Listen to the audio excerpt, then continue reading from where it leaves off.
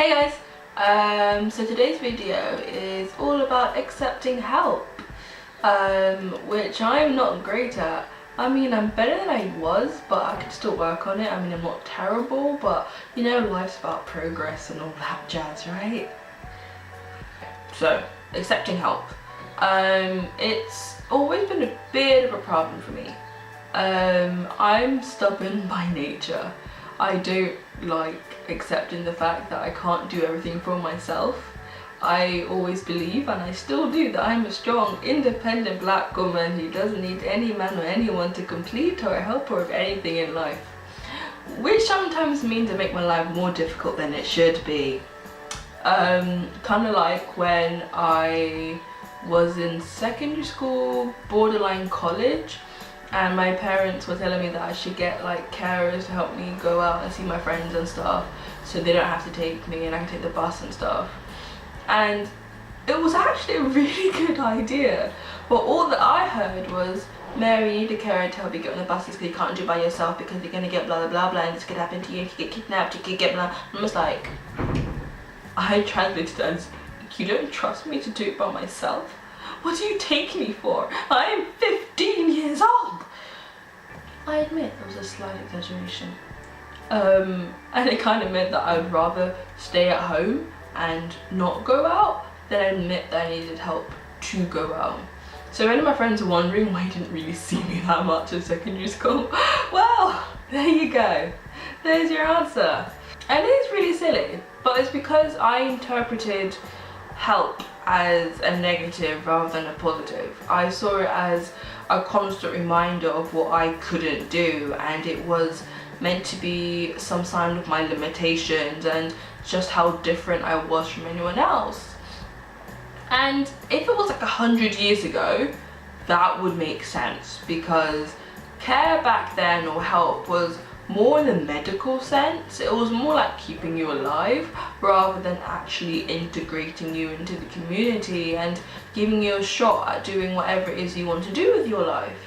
But I wasn't seeing it like that. I was just like, you don't want me to be independent, why are you hindering my freedom? And I resisted it. And I was making my life more difficult than it had to be. I had all these opportunities, all this support, all this wonderful services that I could take, and I was refusing to take it. It wasn't until I was like 17, 18, I was just finishing college, going into uni, and I was like, well, I want to go to uni. And I've been using care before because I finally sucked it up and faced the fact that if I want to have a social life without mum and dad, because face it, no one takes mum and dad out when you go on like on a date or something, because that's hella awkward. I mean, it's awkward enough when the poor boy's come to your house, but let alone taking a parent on the date with him, like, damn. So I finally sucked it up, and I was okay with it, and I enjoyed it because it meant that I could live my life in my own schedule without having to like run against my parents' schedule too. And when I got to uni, I realized how much I needed it because I could go to uni by myself. I guess another reason why I was so resistant to help was because, well, I thought I wasn't going to be independent anymore. Because, you know, I live with a carer at uni, and I have carer at school, and I have care at all times because I have 24-hour care. Or at least I did. Now I'm back home and it's a bit weird, but that's another video. And it's a bit like, well, am I really independent? Because I still have people tailing me around. And it wasn't until I kind of began to realise that my own life and me living independently isn't going to be like everyone else's. I will have my own definition of what living by myself is. So for me, living by myself or living on my own is living out of my parents' home, regardless of how many carers or nurses or how many different professionals come in and out of my house. It wasn't until I began to change my perceptions of what help was and what care would be and what services and what they meant for me was that I began to realise that no, it's okay for me to have these things because they're not trying to hinder me, they're trying to help me. And so I guess what I learned overall was that, you know, if you have a disability and you know you need help, you know, you can have to accept the fact that you need it. Otherwise it's kind of pointless. I mean, no one can force anything on anyone. I mean, people have tried with me and it does not work. I will just resist, and I will kick and I will scream and act like a 5-year-old child with a tantrum, because you can't force people to do anything. It's redundant. At the same time though, it's pointless to suffer in silence when there's people whose job it is to help you live your life as you wish. I mean, I remember when I turned 16, my parents told me about social workers and contact a family and about this and the other, and I was like, where did these people come from? Like, there are all this support out there, and it's pretty cool now because it means that I can do almost anything. I mean, when I was looking for jobs, I know there'd be support for me in that because I need help in the workplace. When I start having kids and I want a family, or if I want to travel around, which I'm actually planning on doing because I want to go travel the world. If I have the money, which I'm not sure I do. But there is all the stuff out there, and suffering in silence is pointless.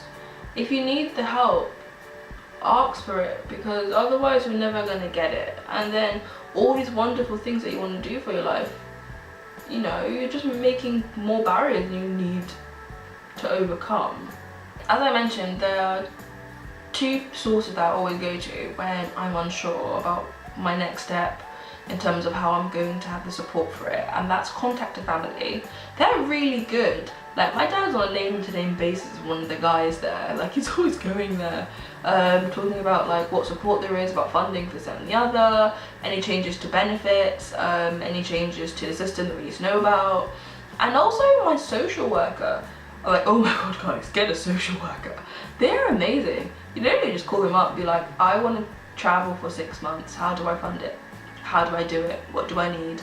And they come back to you with all this information, all the services, they organise it. It's amazing. I mean, it all depends on your council, because some councils are a bit lazy. But if you're in one of those boroughs, then just gotta hound them a bit.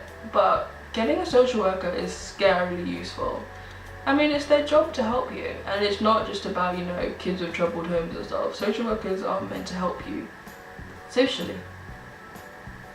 So, I'm willing to accept your help by asking you to like this video. See what I did there? Smooth transition. Here all day, folks. Subscribe, and also I've posted the links down below of some of the stuff that I talked about. So I contact a family. I'll post some other organisations that I really like because they're quite good sources of information and stuff. And until next time guys, bye!